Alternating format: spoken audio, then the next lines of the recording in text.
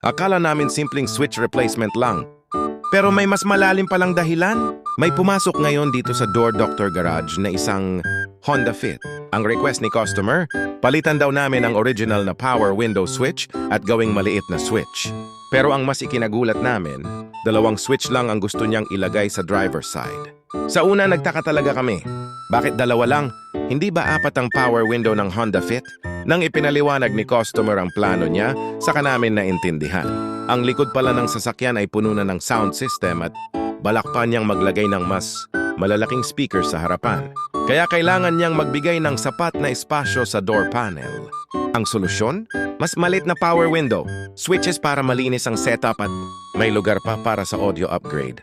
Yan ang maganda kapag malinaw ang usapan ng customer at technician. Hindi lang basta tayo nagkakabit ng piyesa, kundi iniisip din natin kung ano ang bagay sa gusto at pangangailangan ng may-ari ng sasakyan. Mas lalo kaming natuwa nang malaman namin na galing pa sila sa Esperanza, Sultan Kudarat. Hindi biro ang biyahe nila, pero sinabi ni customer na napanood daw niya ang mga vlog namin kaya nagkaroon siya ng tiwala na dito ipagawa ang kanyang Honda Fit. Maraming salamat po sa inyo, sir.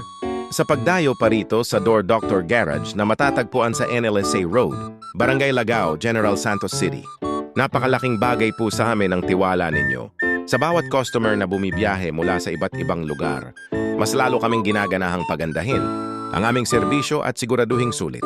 Ang pagpunta ninyo, kung may plano rin kayong mag-customize ng sasakyan, magpalit ng power window switch, magpaayos ng power window, central lock, keyless entry, o iba pang electrical concern ng inyong sasakyan, huwag mahiyang bumisita sa Door Doctor Garage.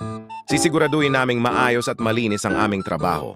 At kung nagustuhan ninyo ang video na ito, huwag kalimutang i-like, i-share, at i-follow ang aming page para mas marami pa kayong mapanood na actual repairs, tips at iba't ibang sasakyang dumadaan dito sa shop. Maraming salamat po sa inyong walang sawang suporta. Kita-kits po tayo sa susunod nating vlog.